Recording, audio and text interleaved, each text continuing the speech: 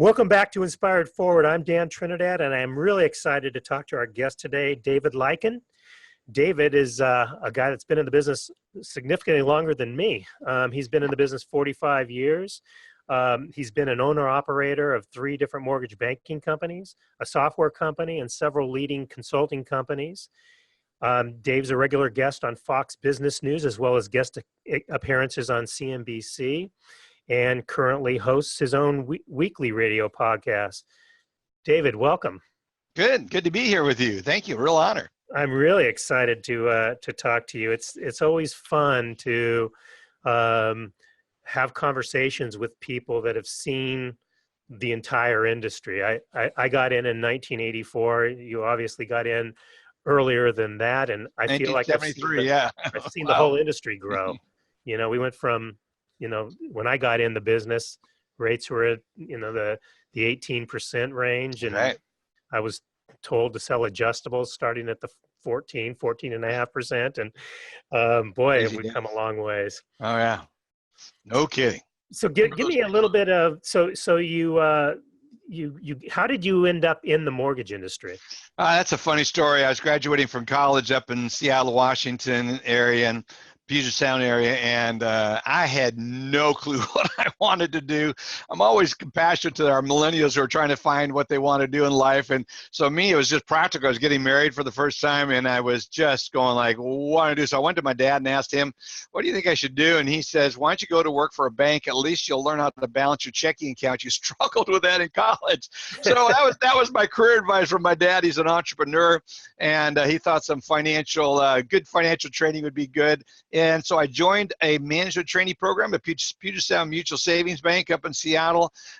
They tried me in different jobs, and very fortunately, I found my way to the mortgage department pretty quickly. So, when did you end up going? So I started in a savings and loan as well. Yeah, and I think they were the predominant lenders in the 70s and early part of the 80s.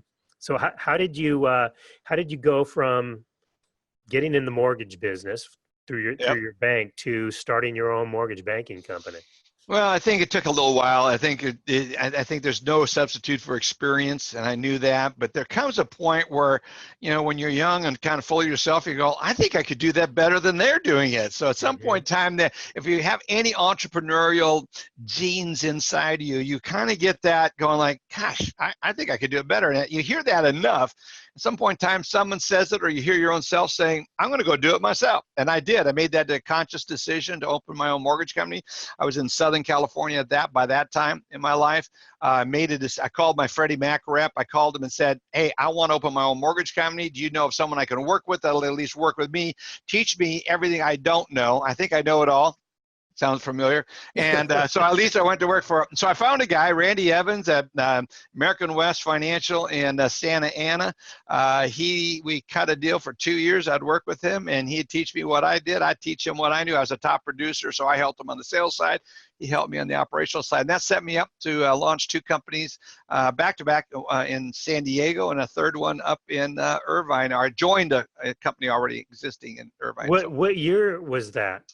Oh gosh, that's going back a good amount. Our daughter was born in 91, so it had been 1990. That's when we started our journey and our path to our own mortgage company. So, wow, we've got a similar path. I broke away from a savings and loan in '88 and started Partners Mortgage, and had no idea really what I was doing. I knew how to originate loans. I knew how to build relationships with real estate agents and referral partners, but operationally, I had no clue really what I was doing, and brought on a consulting firm by the name of the Lampton Group back then. In the late '80s, you didn't have coaching back then.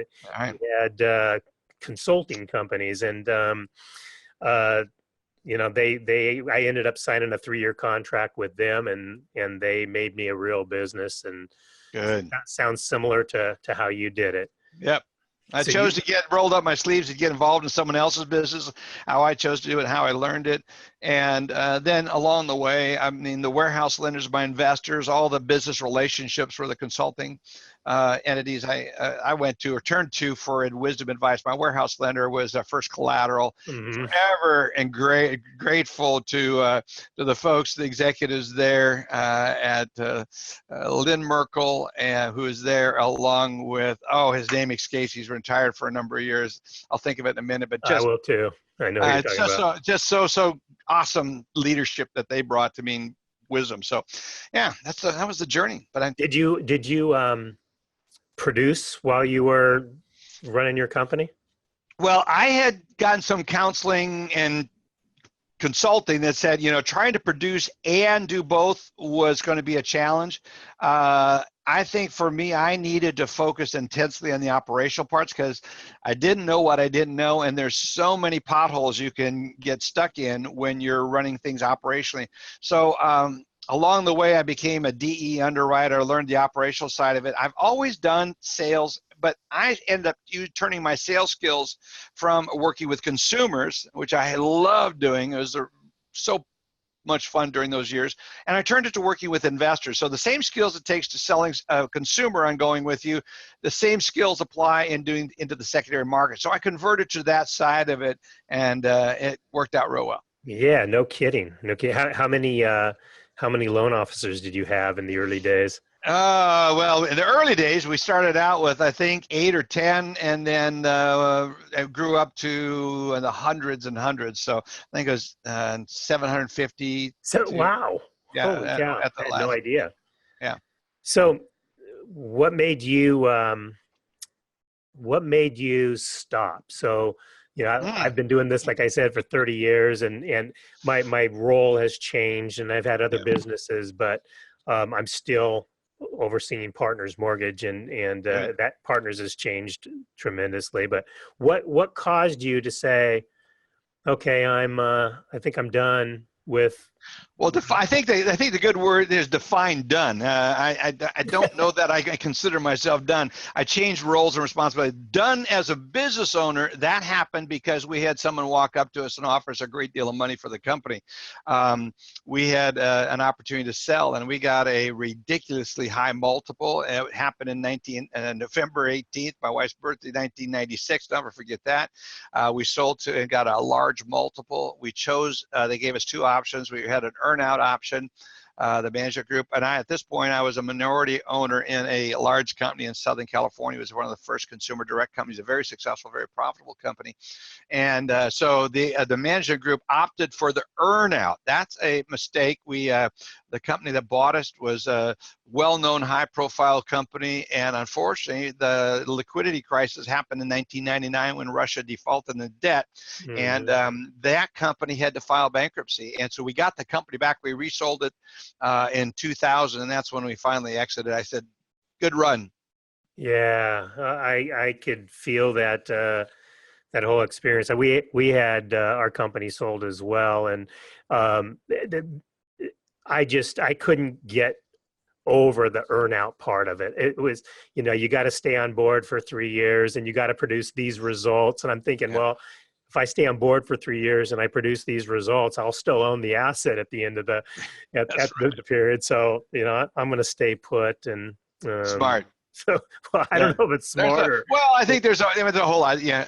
Well, the hindsight 2020 thing is, kicks in. You look at a different market, different conditions. There's times when it's right, but anytime I advise people, if you can get as much of the money up front and out, that's the way to go. So multiple strategies based on market conditions now.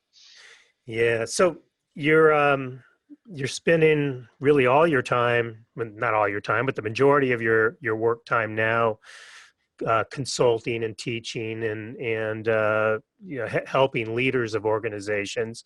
Tell me a little bit how it evolved into that and what you like about it. First of all, what makes me so passionate about the mortgage industry is because you can change lives. As a loan officer, started changing lives by helping people get into homes that others could not find a way to get them into a home. I got them into homes, and that was transformative. And then as you get working with companies, as I do now, as we both do.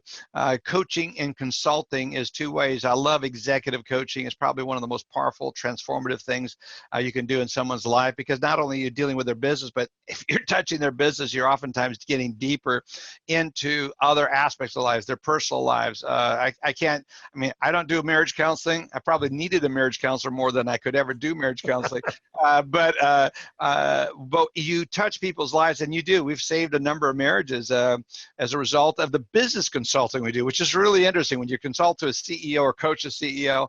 And unfortunately, we've watched some divorces happen, and that I think were avoidable. But you make a difference in someone's life, whether you're financing their home. You get into their life, and you can either run from that or embrace it. I chose to embrace it, and it's done me well. That's what I love about it. I actually have 3 companies. We have Transformational Mortgage Solutions, that is a pure consulting firm. We have Ainsworth Advisors, which is an advisory firm. And then we have DL2 Productions, which is a communications, which we do all our podcasting, and we help set up podcasts for others. We do that through that company. Oh, nice. Yeah, I've noticed. I'm seeing you a lot more on social media. Yeah. I'm thinking that mostly LinkedIn. Is that? Yeah, mostly, we found, Facebook's fine if you're wanting to reach consumers. I think B2B, business to business, you're going to want to use LinkedIn. That's the better model for me, and that's what I've found to be very successful. I'm trying to keep under 30,000 followers right now and connections, because if you go over that, you become a public figure. And so I'm going through and deleting connections here and there that are not relevant all the time, going through and deleting that are not relevant to the customer, the client, my target audience that I want to go after. Well, what happens when you become a public figure? Well, it changes the relationship with LinkedIn and the people, how they could connect with you. You can still do some of the same things, but what it does limits is the ability in which you could communicate and that they can connect with you. You can still message them, but it's not the same level. So I'm doing everything I can to stay below that. At some point in time, we have over 100,000 listeners on our podcast. So we have it's going to be hard to do that. At some point in time, I'm just going to have to let it go and do that. But I think the thing that we want to do is stay targeted, stay focused to the audience, know who your customer is, know who your audience is, and stay true to that. Yeah. So who is your audience on your podcast? Mostly CEOs, business owners, top leaders. We almost, as you do with your podcast, I love yours. What you do is you talk to leaders, you help develop leaders. And almost by default, if someone's going to take the time to listen to a podcast, they're desiring to be a leader, or they've identified themselves as that as a goal in their own life. And so that self-selects the upper echelon of the business, those that are wanting to grow and improve. And that's why I think when I find someone's a podcast listener, I draw into them a little bit more than probably someone who is not, because they're investing time to improve their career, learn about the industry, and get insights from others that have been on the journey a little longer than they have.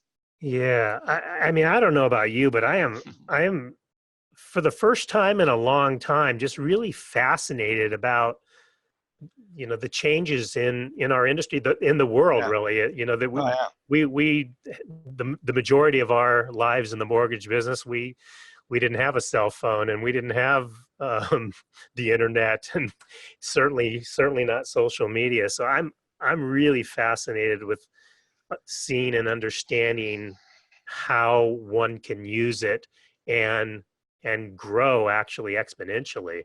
It's really cool. It's a powerful tool. We need to all be using it. And I think other things that we're seeing transitioning, we were a direct mail company. That's how we reach consumers. Then everything's going through social media. And now what we're finding is the adjustments that are happening, what we're doing a lot of advising on, is strategies on how to use bots, artificial intelligence, RPA, robotic process automation, is really kind of taking over a lot of the sales function. People say, well, isn't that a bad thing? Well, if it automates the parts that I don't enjoy doing and allows me to reach more people, I think that's a good thing, and that's how we need to look at it. So anyone saying and hearing the trend towards more automation should embrace it, not be afraid of it. So what do you think? What's your picture of, what's a loan officer look like in the years to come, and what does really our industry look like? You're coming from an incredibly wise perspective in understanding and knowing what a loan officer does to add value to a home buyer. And you're also sitting in a position where you're talking to lots of leaders, Yeah. and seeing what their concerns are, and you're a student of the industry. So like you just said, you're seeing how the internet's changing things. Um, Give me your perspective on it. There's a lot of questions you just asked in there. I think the number one thing is we have to look at what has changed and what has not changed. And I put them in three areas. First of all, it is a relationship-driven business, always has been, always will be. But it's how we're forming the relationships that is dramatically changing. The second thing is we're very much about communication. It's been a communication-driven business. If you're not communicating well, you're not succeeding well in this industry. But how we communicate is dramatically changing. The third thing, and probably one that's most ignored by most people in the industry, is we're a process-driven business. We've got Fannie Mae, Freddie Mac, and a whole host of regulators all making sure we do things in a certain pattern and in a process. And those that are most focused on how to do their process are going to be more successful. So what has changed so process hasn't changed, but what has happened is the rate in which processes are now happening, taking place, is what's dramatically changed. Why is it a company takes 45 days to get a loan funded and closed, whereas you can find another company do that literally in half the time or less? So it's those that are being most intentional about their processes. So, those are the three primary areas. How things are changing on the communication, our relationship side is seeing social media again, how things are changing on the communication side. Even more recently, here's a statistic. 98% of people respond to a text message within 5 seconds and read it throughout its entirety. Email is down. It was at 32. It's now down to 24%, down to 23%, and falling. And of an email that's sent, if it looks like a marketing deal, that it has got almost zero readership. If it's more generic, how you connect with people is so important. Videos, 80% chance of probability of someone watching your product if it has a video attached to it. So all these ways in which we're communicating is dramatically changing. Texting and videos is the way of the future. That's how we're going to build relationships and have more meaningful connections. Yeah, I totally agree. So relationships, communication, and process driven, and really it's nothing has changed except for the how. Yeah, that's how we do it. Yeah, wow. But I think it really comes back also to establish and anchoring yourself in your why. I love Simon Sinek's video, and his book starts with Why, How Great Leaders Inspire. It's basically based off that book. And I encourage people to really establish themselves and their why. For me, it's sustainable home ownership. I think it's the fourth most transformative thing you can do in someone's life. And so I think that's why you need to have that well established. Anyone else that is not established in that, they're going to get beat out with someone who communicates a really powerful why. Yeah, wow.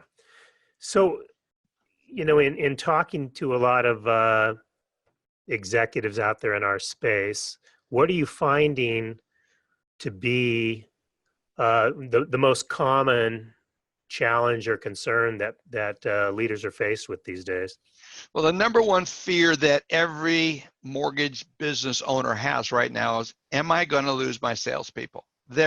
Everyone is out recruiting everybody, and do we have a kind of business model or kind of culture that allows us to hold on in a positive way, not through handcuffs, but draws them into our company? And I think that's the number one thing that most everyone fears. And as a result of that, we're also seeing that's the area of the number one biggest amount of dysfunction in the industry. And I believe that the loan officer is so powerful, and they should be respected in one of the most valuable relationships. We don't have sales, we don't have a company.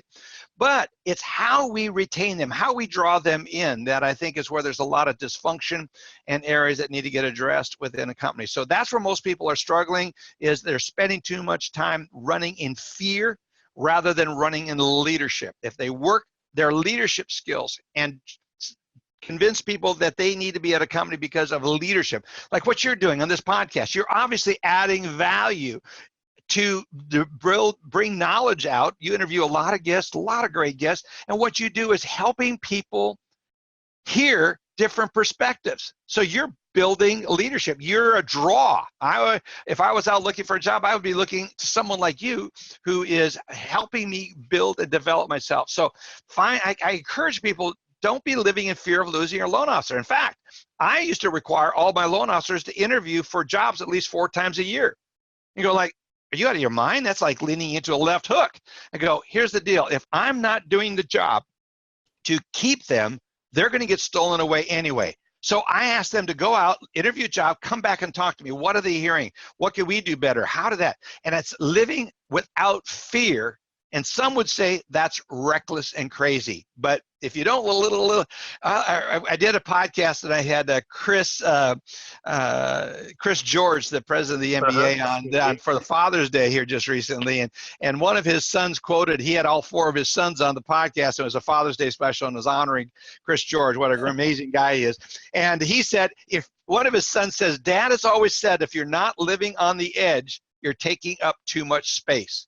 And I think there's a certain amount of, there's living on the edge carelessly, recklessly, and there's living on the edge to constantly push yourself to grow and figure out what to do. So I made everyone go out and interview for 4 jobs a year and come back and tell me what we could do better.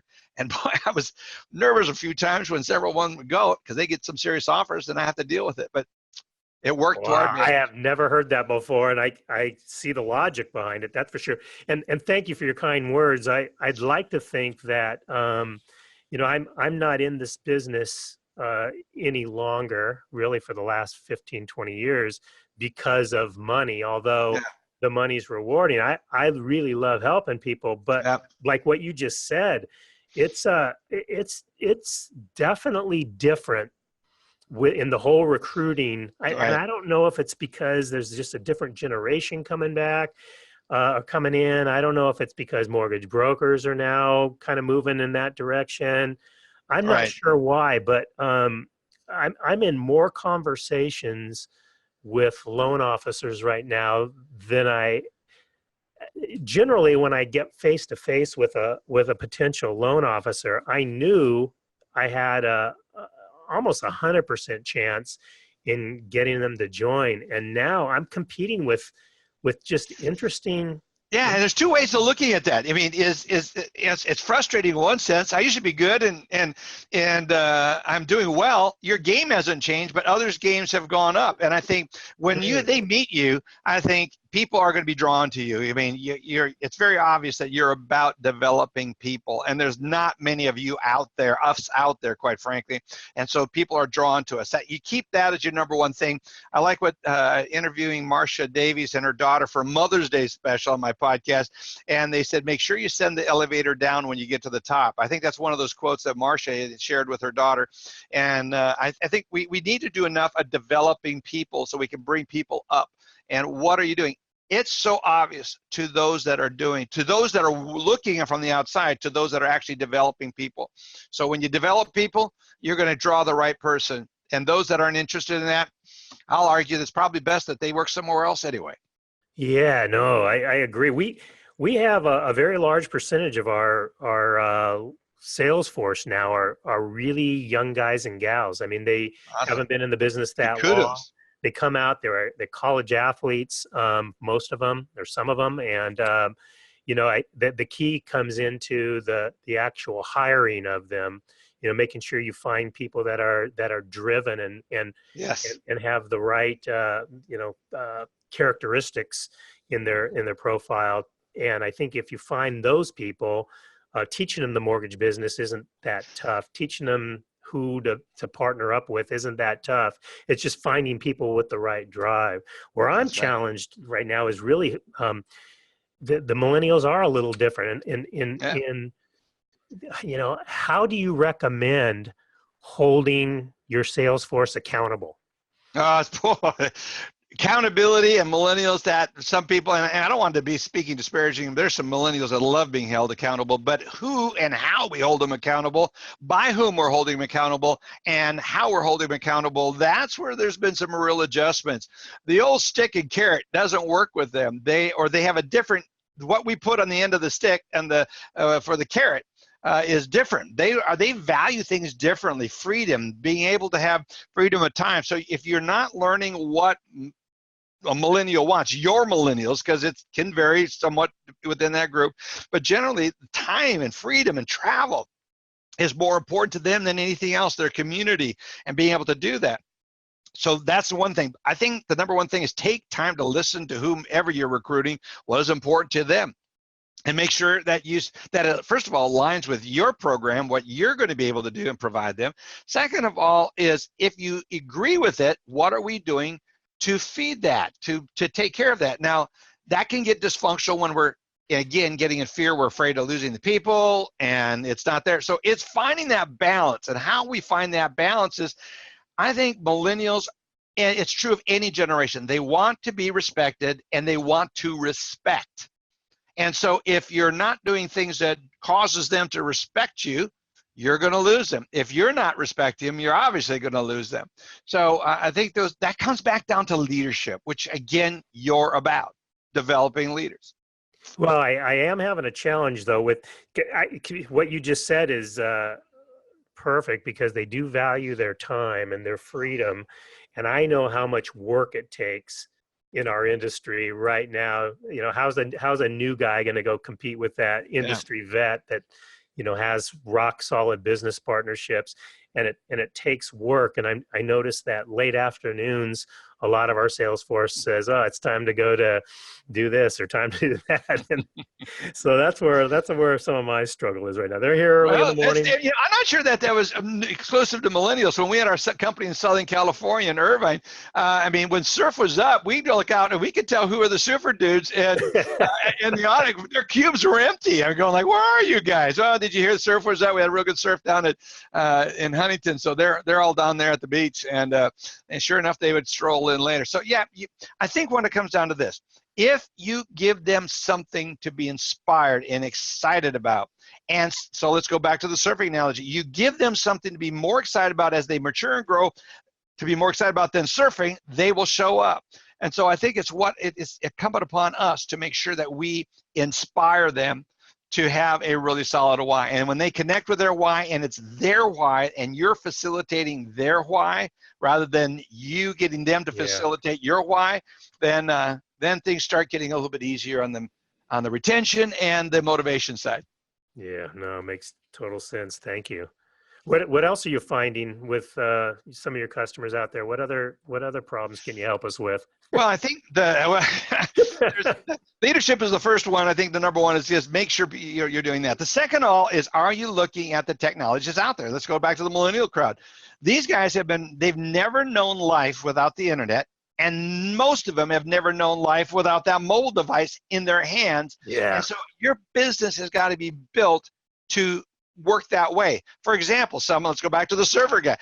There's no reason you can't do things very remotely and not be locked to a desk in an office. You can be doing things if you have the proper tools.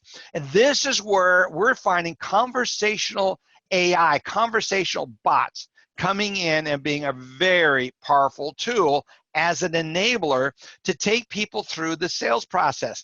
So we're literally working, it doesn't take out the loan officer, because again, it's a relationship business, one of the most important transactions. All the studies, Ellie Mae's, Fannie Mae's, all those A's that are out there doing studies on millennials have come back with one resounding common result.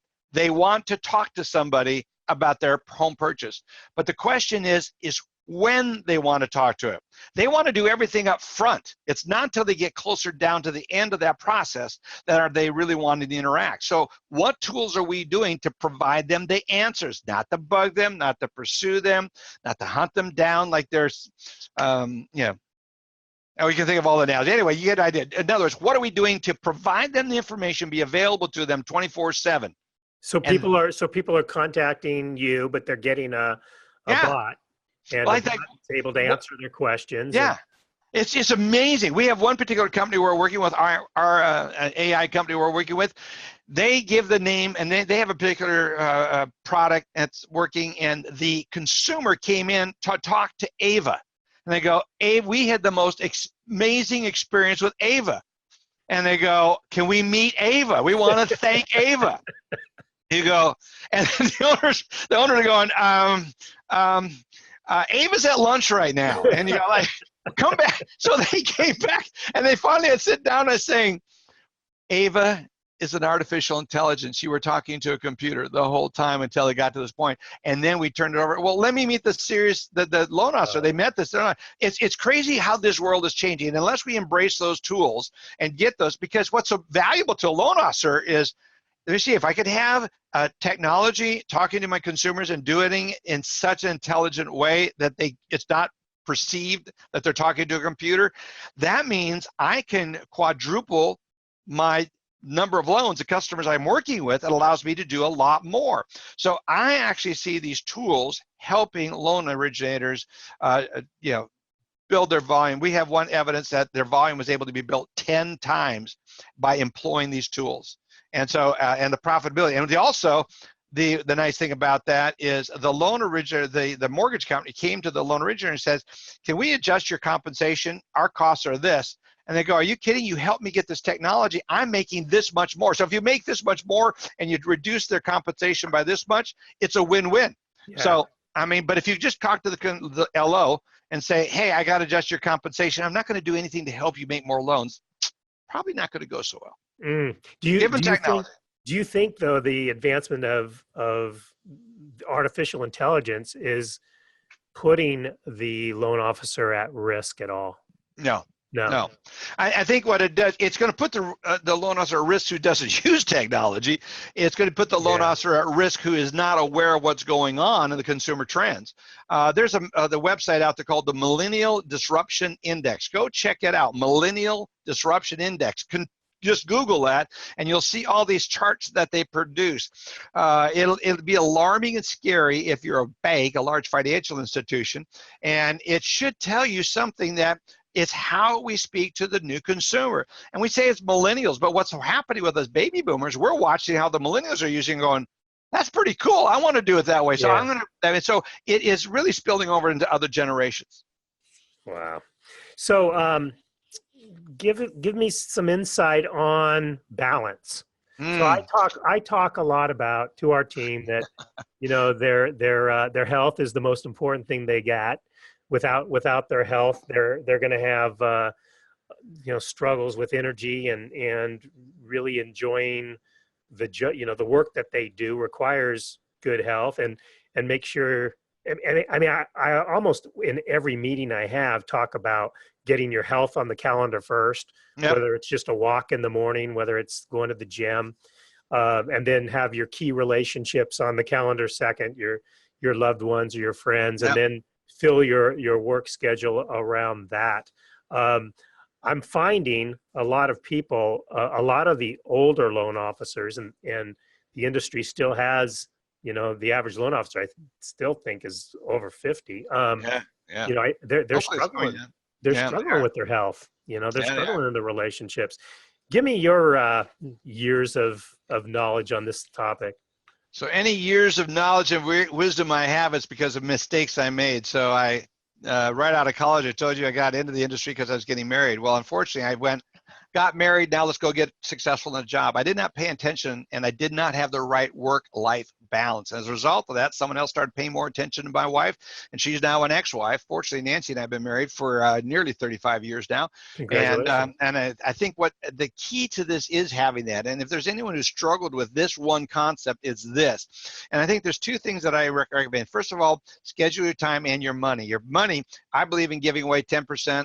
Giving it out, whatever charity you pick to give out 10%, then the next 10% goes into a savings account. You build that, and then you live your lifestyle, design your lifestyle around the remaining 80% that's left over. Same thing with time. What's the most important time? Your family should be the number one. It's the reason, who's going to be putting flowers on your grave after it's all said and done, or talking about you after you're gone?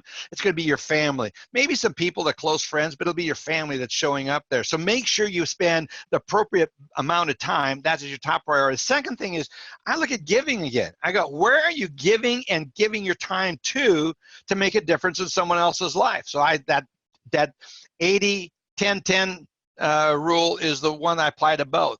And if we can get people to do that, they're going to have a greater sense of purpose. And there's a great book out there by Gary Chapman called Boundaries for Kids, Boundaries in Marriage, Boundaries in Work. But I mean, there's boundaries. And so if you don't have good boundaries, another book out there is Margins.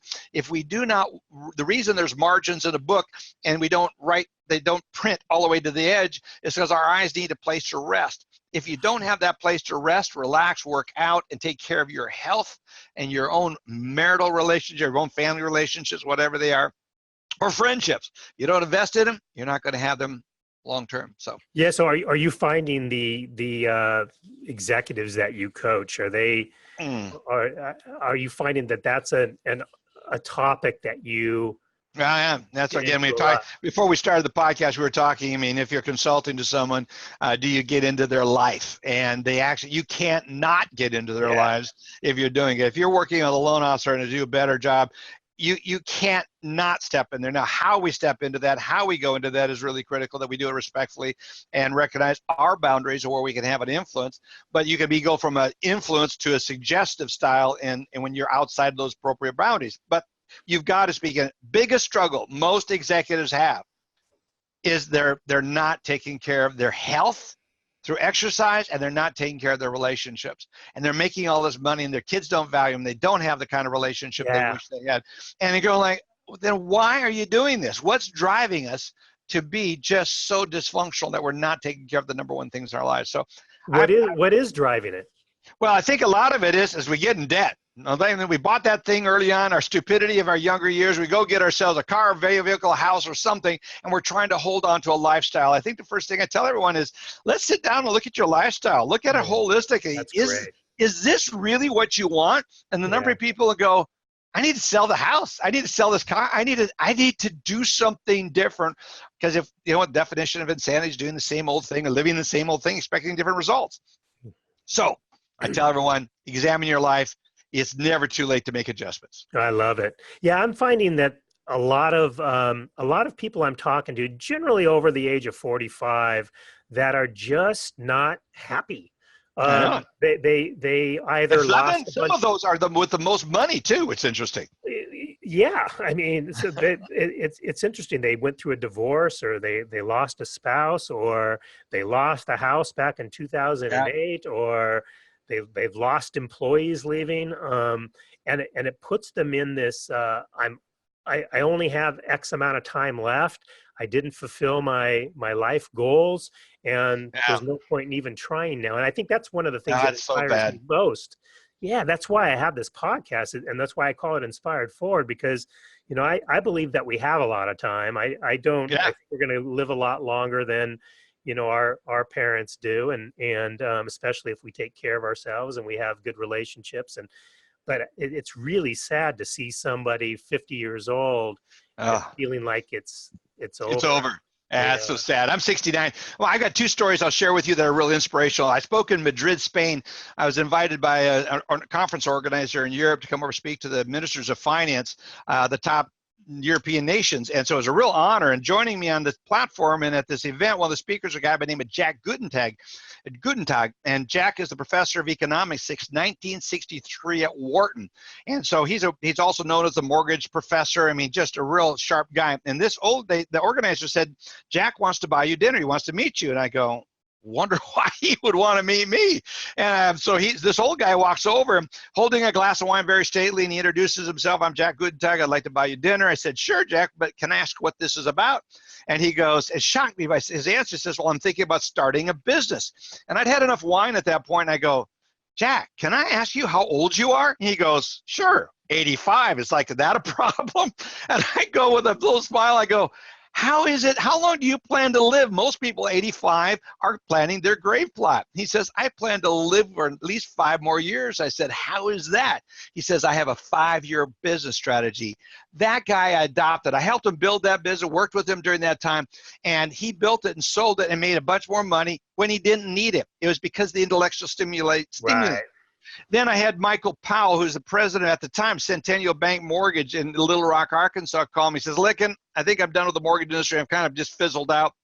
And he told me the story. I said, how did you get in this business in the first place? And as we're sitting here talking, he had a kind of a frown, kind of a scoured look on his face, and he was down. And then he starts telling me a story. And his face transforms. He says, that's a great story. He says, I remember my parents were poor. We went into, we lived in an apartment. We did not have a house. And their parents had tried several times. They had gotten turned down. They finally found a loan officer that would work with them. And they worked through it. And he found out about it at the closing table. And he was drugged to this closing table that didn't make a sense as a 9-year-old. They're signing documents. And they got done. He says, Dad, what was this all about? He says, we're buying a home. And he says, what do you mean we're buying a home? And he says, you're kidding. How did this happen? So he went out to the house, saw the house, walked in the house. He remembered the smell of soot in the fireplace. He says, you mean we have a fireplace we can hang our Christmas stockings at? He says, yeah. And he says, let me show you your room. He says, you mean the room my brother and I are going to have? He says, no, your very own room. And then he got into telling the story. And as he's telling the story, he just lights up.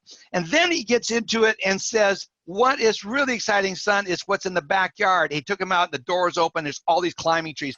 Michael said, how did this happen? And he said, it was a loan officer that took the time to work with us to get this home. I said, Michael, that's a great story. What I want you to do is I want you to go out and attend the next 3 to 5 closings. So as the president of the mortgage company, I said, when was the last time you went to a closing? He says, it's been years. So I said, go out and attend a closing. He went to his first closing. Listen to this story.